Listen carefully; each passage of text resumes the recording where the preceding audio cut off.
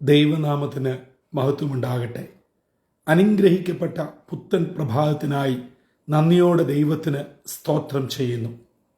ജീവജലത്തിൻ്റെ പുതിയ ഒരു എപ്പിസോഡിലേക്ക് എല്ലാ ദൈവമക്കളെയും വളരെ സന്തോഷത്തോടെ സ്വാഗതം ചെയ്യുന്നു. ഇന്ന് 2025 മാർച്ച് മാസം 16-ാം തീയതി ഞായറാഴ്ച. ഈ മാസത്തിൻ്റെ 3-ാമത്തെ വിശുദ്ധ ദിനത്തിലേക്ക് തമ്പുരാൻ നമ്മെ പ്രവേശിപ്പിച്ചിരിക്കുന്നു. ഓരോരുത്തരും ആയിരിക്കുന്ന ഇടങ്ങളിൽ ആത്മാവാകുന്ന ദൈവത്തെ ആത്മാവിലും സത്യത്തിലും ആരാധിച്ച് ബലപ്പെടുവാൻ ഈ ഞായറാഴ്ച ദിവസം സർവകൃപാലുവായ ദൈവം നമ്മെ ഏവരെയും ഇടയാക്കട്ടെ എന്നുള്ള പ്രാർത്ഥനയോടും ആത്മാർത്ഥമായ ആശംസയോടും ഇന്നത്തെ വാഗ്ദത്ത വചനത്തിനായി ഒരുങ്ങാം. ജീവജലത്തിൽ കൂടി ഇന്ന് പ്രോമിസ് വേഴ്സായി നമുക്ക് പരിശുദ്ധാത്മാവ് നൽകിയിട്ടുള്ളത് സദൃശ്യവാക്യങ്ങൾ 16-ാം അധ്യായം 3-ാം വാക്യം. പ്രോവർബ്സ് ചാപ്റ്റർ 16 വേഴ്സ് 3 നാം ഇപ്രകാരം വായിക്കുന്നു: നിന്റെ പ്രവൃത്തികളെ യഹോവയ്ക്ക് സമർപ്പിക്കാം, എന്നാൽ നിന്റെ ഉദ്ദേശങ്ങൾ സാധിക്കും. മനുഷ്യൻ ഇന്ന് കാര്യസാധ്യത്തിനായി ഓടുകയാണ്. അതിന് ജാതിയോ മതമോ വർണ്ണവർഗ വ്യത്യാസങ്ങളോ ഒന്നുമില്ല. കാര്യം സാധിക്കണം, എന്തും ചെയ്യും, എവിടെയും എങ്ങനെയും ഏത് വിധത്തിലും എന്തിനും തയ്യാറാണ്. തൻ്റെ ഉദ്ദേശം സാധിക്കണം. ഇത് ഇന്ന് പൊതുസമൂഹത്തിന്റെ പൊതു തത്വമായി മാറിയിരിക്കുന്നു. ഇനി എന്നെ കേട്ടുകൊണ്ടിരിക്കുന്ന ക്രൈസ്തവരായ ദൈവമക്കളെ, ഒരു ക്രൈസ്തവന്റെ ഒരു ദൈവ പൈതലിന്റെ ഇന്നത്തെ സാഹചര്യം എന്താണ്?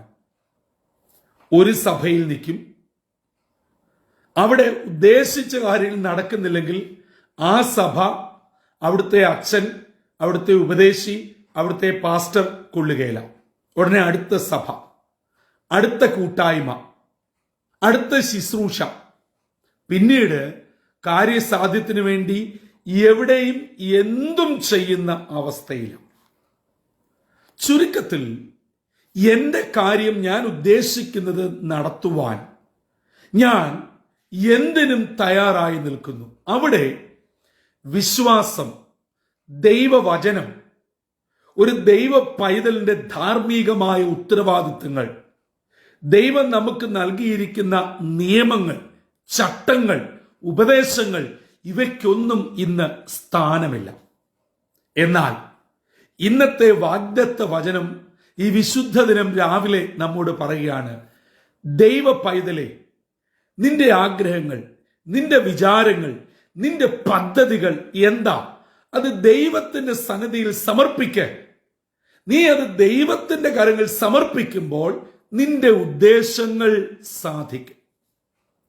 ഇത് ഇന്ന് ദൈവത്തെ വേണ്ട, അതിനും അപ്പുറത്തായി എളുപ്പന്ന് കാര്യം സാധിക്കാനായി ഓടുകയാണ്. ഞാൻ ഈ വിശുദ്ധ ദിനം അതിരാവിലെ വളരെ സ്നേഹത്തോടെ പറയട്ടെ, അതിനേന് അഥവാ ദൈവസന്നിധിയിൽ ആഗ്രഹങ്ങളും വിഷയങ്ങളും സമർപ്പിച്ച് പ്രാർത്ഥിച്ച് ദൈവിക ആലോചന കിട്ടി അതനുസരിച്ച് കാര്യങ്ങൾ മുൻപോട്ട് കൊണ്ടുപോകുമ്പോൾ പല പല ബുദ്ധിമുട്ടുകളുണ്ട്. കാരണം ദൈവത്തിൽ നിന്നും ചിലപ്പോൾ ചില ക്രമീകരണത്തിനായി നമ്മെ ഉപദേശിക്കും. ചില അടുക്കും ചിട്ടയും വരുത്തേണ്ടതായിട്ട് വരും. ചിലത് വർജിക്കേണ്ടതായി, ഒഴിവേക്കേണ്ടതായി വരും. ചില കാലതാമസമെടുക്കും. നാം ഏറ്റവും ഇഷ്ടപ്പെടുന്ന പലതും എന്നേക്കുമായി മാറ്റി നിർത്തേണ്ടതായി വരും. നമ്മൾ ഉദ്ദേശിച്ച വിധത്തിലായിരിക്കുകയില്ല ദൈവത്തിന്റെ മറുപടിയും ദൈവത്തിന്റെ പദ്ധതിയും ആ വിഷയത്തിന്മേലുള്ള ദൈവത്തിന്റെ ഉത്തരവും. അപ്പോൾ പിന്നെ എന്തു ചെയ്യും? കുറുക്കുവഴി, എളുപ്പവഴി. അപ്പോഴത്തേനാണ് നേർച്ച കാഴ്ചകൾ, ആചാര അനുഷ്ഠാനങ്ങൾ, എവിടെയും പോയി കുമ്പിടുക, എവിടെയും പോയി നേരുക, കാരണം കുറുക്കുവഴി, എളുപ്പവഴി. അതാണ് ഞാൻ പറഞ്ഞത്. അങ്ങനെ കുറുക്കുവഴി, എളുപ്പവഴി നാം തേടുമ്പോൾ അതിനായി പിശാച് നമ്മെ സന്തോഷിപ്പിച്ചുകൊണ്ടിരിക്കും. നമ്മുടെ ആഗ്രഹങ്ങൾ പിശാച് നടത്തിക്കൊണ്ടിരിക്കും. ഞാൻ ദൈവവചനത്തിന്റെ വെളിച്ചത്തിൽ, ഇന്നത്തെ വാഗ്ദത്ത വചനത്തിന്റെ അടിസ്ഥാനത്തിൽ കഴിഞ്ഞ ദീർഘവർഷങ്ങളായിട്ടുള്ള സുവിശേഷ വേലയോടുള്ള ബന്ധത്തിൽ ഈ അതിരാവിലെ വളരെ ശക്തമായി പരിശുദ്ധാത്മ നിറവിൽ പറയട്ടെ, ദൈവസന്നിധിയിൽ സമർപ്പിച്ച് ദൈവിക ആലോചനയ്ക്ക് വിരോധമായി നാം തേടുന്ന കുറുക്കുവഴികൾ, അത് നേർച്ച കാഴ്ചകളോ ഏത് മേഖലയിലാണേലും കൊള്ളാം, ഞാൻ വചന അടിസ്ഥാനത്തിൽ അത് പറയുന്നു, പിശാചിന്റെ മാത്രം സംഭാവനയാണ്. അത് ദൈവത്തിന്റെ പദ്ധതി അല്ല. പ്രിയമുള്ളവരെ, ഒരുപക്ഷെ നിങ്ങൾക്ക് എന്നോട് വിയോജിപ്പോ ഇഷ്ടക്കേടോ ഇന്നു മുതൽ ജീവജലം കേൾക്കാതിരിക്കുകയോ ഒക്കെ ചെയ്തേക്കാം. പക്ഷേ സത്യം ഇതാണ് എന്നുള്ളത് മറന്നുപോകരുത്. അതുകൊണ്ട് നമ്മുടെ ആഗ്രഹങ്ങൾ സഫലമാകണമെങ്കിൽ, നമ്മുടെ ഉദ്ദേശങ്ങൾ അതിന്റെ പൂർത്തീകരണത്തിൽ എത്തണമെങ്കിൽ ദൈവസന്നിധിയിൽ സമർപ്പിക്കണം.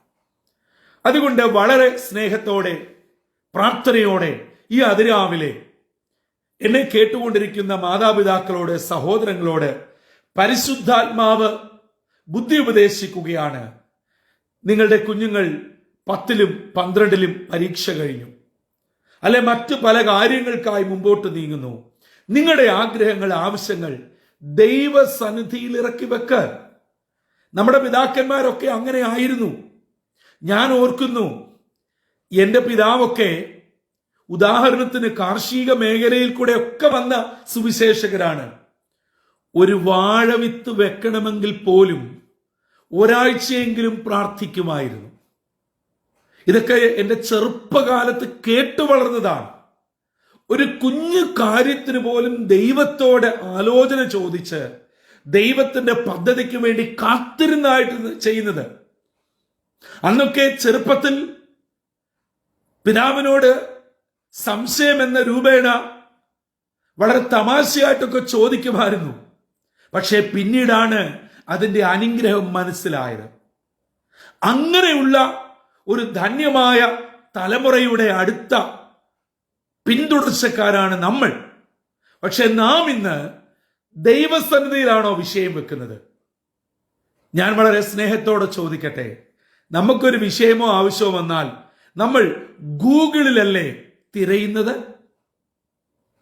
കൗൺസിലേഴ്സിനെ അല്ലേ ആശ്രയിക്കുന്നത്? അല്ലെങ്കിൽ ദൈവവുമായിട്ട് യാതൊരു ബന്ധവുമില്ലാത്ത നമ്മുടെ കൂട്ടുകാരൻ, ദൈവിക ആലോചന ഒരിക്കൽ പോലും കേൾക്കാത്ത നമ്മുടെ ചില ബുദ്ധി വൈഭവം എന്ന് എണ്ണുന്ന വലിയ ബുദ്ധി കേന്ദ്രങ്ങൾ, ഇവരെയൊക്കെയല്ലേ നമ്മൾ ആശ്രയിക്കുന്നത്? അല്ല, നമുക്ക് ആശ്രയിക്കാൻ ഒരിടമുണ്ട്, ചെല്ലാൻ ഒരു വ്യക്തിയുണ്ട്. നമ്മുടെ ആവശ്യങ്ങൾ, നമ്മുടെ ആഗ്രഹങ്ങൾ, നമ്മുടെ മനസ്സിലെ ഉദ്ദേശങ്ങൾ തമ്പുരാനോട് പങ്കുവെക്കുക. അപ്പൻ പറയും, മകനെ, മകളെ, യെസ് പ്ലീസ് ഗോ അഹെഡ്. അല്ല, അതിനകത്തിൽ മാറ്റം വരുത്തണോ, കാര്യങ്ങൾ ചെയ്യണമോ, തമ്പുരാൻ പറയും. അതിന് യാതൊരു മാറ്റവും വേണ്ട. അതിന് നമ്മൾ മുൻപോട്ട് കാലുകുത്തുമ്പോൾ ചൊവ്വാഴ്ചയെന്നും വെള്ളിയാഴ്ചയെന്നും തിങ്കളാഴ്ചയെന്നും ഒന്നുമില്ല. ഉൽപ്പത്തി പുസ്തകം വായിക്കുന്നു, എല്ലാ ദിവസവും ദൈവം നല്ലതായിട്ട് കണ്ടു, താൻ സൃഷ്ടിച്ച എല്ലാം നല്ലതായിട്ട് കണ്ടു. അതിന് ഇന്ന മാസമെന്നും അത് മലയാള മാസമെന്നും എന്നൊന്നുമില്ല. വളരെ ഗൗരവമായി ഓർക്കണം. വചനം പറയുന്നത് ഇതൊക്കെ ജാതികൾ അന്വേഷിക്കുന്നതാ. ഒരു ദൈവ പൈതല് ദൈവത്തോട് ആലോചന ചോദിച്ച് ദൈവത്തിന്റെ അരുളപ്പാടനുസരിച്ച് ഏത് ദിവസം, ഏത് സമയം, ഏത് നിലയിൽ തുടങ്ങിയാലും, ആരംഭിച്ചാലും, പഠിക്കാൻ പോയാലും, വിവാഹം കഴിച്ചാലും, യാത്ര പോയാലും, ഭവനത്തിൽ പ്രതിഷ്ഠിച്ച് കയറിയാലും, എന്ത് ചെയ്താലും അത് നന്മയാണ്, അത് അനുഗ്രഹമാണ്. അല്ലാതെ വിശ്വാസികളുടെ കൂട്ടത്തിൽ വരുമ്പോൾ വേദപുസ്തകത്തിലെ ഏറ്റവും വലിയ വാക്യങ്ങൾ നമ്മൾ പറയുകയും ചെയ്യും. പക്ഷെ ഒതുക്കത്തിൽ, രഹസ്യത്തിൽ ലോകത്തിന്റെ ചടങ്ങുകൾ മുഴുവനും തിരക്കി അറിഞ്ഞ് നമ്മൾ ഒപ്പിക്കുകയും ചെയ്യും. എന്നിട്ട് ആ വീട്ടിൽ അസമാധാനം, അസന്തുഷ്ടി. നിങ്ങളൊന്ന് സ്വയം ചിന്തിച്ചു നോക്കിക്കാട്ട്. ഒരു കാലത്ത് ദൈവദാസന്മാരെ അവരുടെ സമയം അനുസരിച്ച് വിളിച്ച് പ്രാർത്ഥിച്ച് ഭവനത്തിന് കല്ലിട്ട് മുൻപോട്ട് പണി തുടങ്ങിയ ഭവനങ്ങൾ അല്പം ദാരിദ്ര്യവും ബുദ്ധിമുട്ടും ഉണ്ടായിരുന്നെങ്കിൽ സമാധാനം ഉണ്ടായിരുന്നു, അല്ലേ? കുഞ്ഞുങ്ങളും കുടുംബവുമായിട്ട് കുഴപ്പമില്ലായിരുന്നു. ഡിവോഴ്സ് എന്നുള്ളത് കേട്ടുകഴിവ് പോലും ഇല്ലായിരുന്നു, ഒരു പാപമായിരുന്നു, ഭയമായിരുന്നു.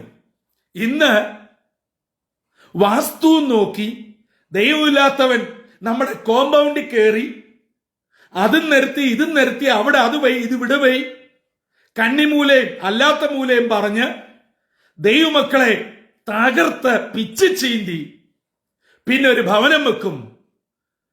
കാലുകുത്തുന്ന അന്ന് മുതൽ കലഹമാ, രോഗമൊട്ടൊഴിയുന്നില്ല, അന്ധകാര ശക്തി നൃത്തം ചവിട്ടുന്നു, പിന്നെ ഓടുകയാണ്.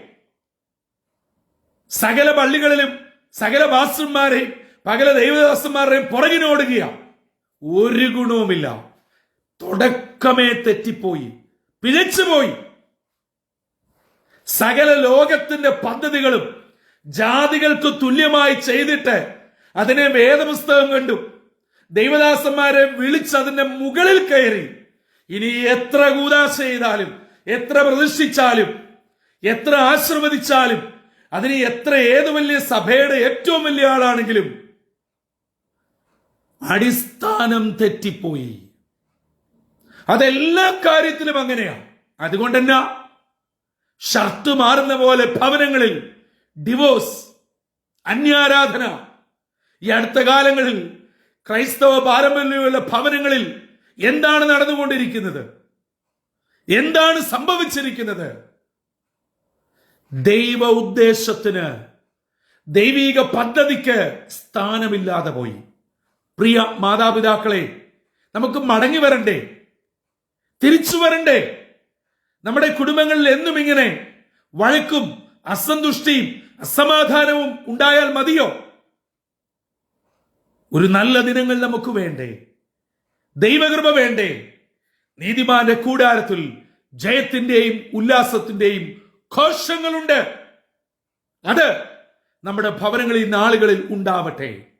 ഇന്ന് വിശുദ്ധ ആരാധനയ്ക്കായി പോകുവാൻ ഒരുങ്ങി നിൽക്കുന്ന ദൈവമക്കളെ, നിങ്ങളുടെ ആരാധനയിൽ സംബന്ധിക്കുമ്പോൾ വിശുദ്ധ മേശയിൽ യേശുവിന്റെ തിരു ശരീര രക്തങ്ങൾ ഉൾക്കൊള്ളുമ്പോൾ സ്വയം ചോദിക്കുക, ഞാൻ ദൈവിക ആലോചനയ്ക്കാണോ മുൻതൂക്കം കൊടുക്കുന്നത്, അതോ ലോകത്തിന്റെ നാട്ടുനടപ്പുകൾക്ക്, മറ്റുള്ള ആചാര അനുഷ്ഠാനങ്ങൾക്ക് എന്തിനാണ് പ്രയോറിറ്റി? ഇന്ന് മടങ്ങി വരാം. നമ്മുടെ ഉള്ളിലെ ഉദ്ദേശങ്ങളെ, ആഗ്രഹങ്ങളെ സാധിപ്പിക്കുന്ന ഒരു ദൈവമുണ്ട്. ഈ വിശുദ്ധ ദിനം അതിരാവിലെ ചില വിഷയങ്ങളുടെ മധ്യേ ഭാരപ്പെട്ട് വിശ്രമിച്ച് പ്രാർത്ഥനയോടെ കാത്തിരിക്കുന്ന എന്റെ പ്രിയ സഹോദരങ്ങളെ, മാതാപിതാക്കളെ, നിങ്ങളുടെ പ്രാർത്ഥനാ വിഷയം, നിങ്ങളുടെ ആഗ്രഹങ്ങൾ തമ്പുരാനോട് ഇന്ന് പകൽ ഇറക്കി വെക്ക്. പകരുക. നിങ്ങളുടെ ഉദ്ദേശങ്ങളെ സാധിപ്പിക്കുന്ന ഒരു ദൈവമുണ്ട്. ദൈവത്തിന് നന്ദിയോടെ സ്തോത്രം. ആ ദൈവം ഇന്ന് പകൽ നിശ്ചയമായും നിങ്ങളുടെ വിഷയത്തെ ഏറ്റെടുക്കും. അതിന്മേൽ നാം ചെയ്യേണ്ട ആലോചന നമ്മോട് പറയും. ബാക്കി കാര്യം തമ്പുരാൻ ചെയ്യും. അങ്ങനെ ദൈവിക ആലോചനയ്ക്ക് വിധേയപ്പെട്ട് ദൈവം പറയുന്ന ആലോചന സ്വീകരിച്ച് ക്രമപ്പെടുത്തേണ്ട കാര്യങ്ങൾ ക്രമപ്പെടുത്തി ദൈവിക വിടുതലിനായി കാത്തിരിക്കുമ്പോൾ നിശ്ചയമായും നമ്മുടെ വിഷയത്തിന് നീക്കം വരും, മാറ്റം വരും, വിടുതൽ വരും. അങ്ങനെ വിടുതൽ പ്രാപിച്ച് നമ്മുടെ നല്ല ആഗ്രഹങ്ങളെ സഫലമാക്കുന്ന തമ്പുരാന്റെ വിടുതൽ നാം ഏവരും അനുഭവിപ്പാൻ ഇന്നത്തെ വാഗ്ദത്ത വചനം നമ്മെ ആഹ്വാനം ചെയ്യുന്നു. വചനപ്രകാരം നമ്മുടെ ജീവിതങ്ങളെ ദൈവോരങ്ങളിൽ സമർപ്പിക്കാം. ഈ വിശുദ്ധ ദിനം നമ്മളൊരു പുതിയ കാൽവെപ്പിന് തയ്യാറാകാം. അങ്ങനെ സാക്ഷ്യമുള്ള ജീവിതം നയിപ്പാൻ, നമ്മുടെ കുഞ്ഞുങ്ങൾക്ക് ഒരു മാതൃകയായി തീരുവാൻ നമ്മുടെ കുഞ്ഞുങ്ങളോട് പറയണം. അതെ, നിങ്ങൾ എന്ത് ചെയ്താലും വചനാധിഷ്ഠിതം, പ്രാർത്ഥനയോടെ, ദൈവിക ആലോചനയോടെ ഓരോ കാലും മുൻപോട്ട് വെക്കുക. നിശ്ചയമായും നിങ്ങളുടെ ഉദ്ദേശങ്ങളെ ദൈവം നടത്തിത്തരും. തലകളെ വണക്കാം, പ്രാർത്ഥിക്കാം. പരിശുദ്ധനും നിത്യനും നീതിമാനുമായ ഞങ്ങളുടെ ദൈവമേ, സ്വർഗീയ പിതാവേ, 3-ാമത്തെ മാസത്തിന്റെ 3-ാമത്തെ വിശുദ്ധ ദിനത്തിനായി നന്ദിയോട് ഞങ്ങൾ അങ്ങേ സ്തുതിക്കുന്നു, സ്തോത്രം ചെയ്യുന്നു. ഞങ്ങളായിരിക്കുന്ന ഇടങ്ങളിൽ ആത്മാവിലും സത്യത്തിലും ആരാധിപ്പാൻ ഈ വിശുദ്ധ ദിനം ഞങ്ങളെ അവിടുന്ന് ഒരുക്കണമേ. ഞങ്ങളുടെ മനസ്സിലെ ആഗ്രഹങ്ങൾ, ഉദ്ദേശങ്ങൾ അങ്ങയോട് പങ്കുവെച്ച് അത് നേടിയെടുക്കുവാൻ ഞങ്ങളെ അവിടുന്ന് ഒരുക്കണമേ. ഞങ്ങളുടെ ഉദ്ദേശങ്ങൾ, ഞങ്ങളുടെ ആഗ്രഹങ്ങൾ ലഭിക്കുന്നതിന്, സാധിക്കുന്നതിന് ഞങ്ങൾ അങ്ങയെ വിട്ട് പലരിലും ആശ്രയിച്ചിട്ടുണ്ട്, പലയിടത്തും ഓടിയിട്ടുണ്ട്. ആ കുറവ് ഞങ്ങളിതാ ഏറ്റുപറയുന്നു. അപ്പന്റെ സന്നിധിയിൽ മുഴങ്കാൽ മടക്കി ഞങ്ങളുടെ ആവശ്യങ്ങൾ സ്തോത്രത്തോടുകൂടി അറിയിക്കുമ്പോൾ സകല ബുദ്ധിയെയും കവിയുന്ന ദൈവ സമാധാനത്താൽ ഞങ്ങളെ നിറയ്ക്കുകയും കാലാകാലങ്ങളിൽ ഞങ്ങൾക്ക് വേണ്ടത് കാക്കക്കുഞ്ഞിനും അതതിന്റെ ആഹാരം കൊടുക്കുന്ന ദൈവം ഇന്ന് പകൽ ഞങ്ങളെ നടത്തുവാൻ, നിറയ്ക്കുവാൻ മതിയായവനായിരിക്കാൻ സ്തോത്രം. ഇന്ന് ദൈവവചനം കേട്ട് തങ്ങളെ തന്നെ സമർപ്പിക്കുന്ന ഇതിന്റെ മക്കളെ അനുഗ്രഹിക്കണം. എല്ലാ നന്മകളാലും നിറയ്ക്കണം. സ്വർഗീയ കൃപ ഞങ്ങളുടെ മേൽ ചൊരിയണം. യേശുവിൻ നാമത്തിൽ അപേക്ഷിക്കുന്നു, കൃപയോടെ കേൾക്കുമാറാകണമേ. ആമീൻ, ആമീൻ, ആമീൻ.